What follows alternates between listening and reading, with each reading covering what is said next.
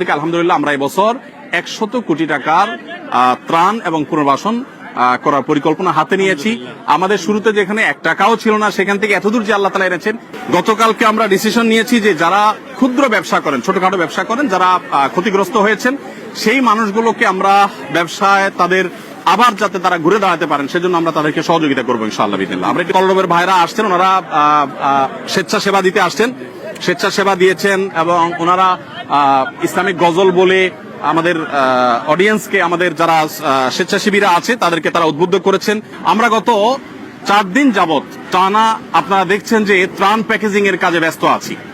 প্রতিদিন প্রায় 1.5 থেকে 2,000 মানুষ আমাদের এই মহাকর্মযজ্ঞে অংশগ্রহণ করছেন এবং তারা সকাল 7টা থেকে নিয়ে রাত 10টা পর্যন্ত এই পুরো সময় জুড়ে প্যাকেজিং এর কাজে ব্যস্ত থাকছেন এবং এটাকে আবার বিতরণ করবার জন্য অনেকগুলো টিম আমাদের প্রত্যেকটা জেলায়, অর্থাৎ বন্যা দুর্গত প্রত্যেকটা জেলা তারা কাজ করে চলেছে।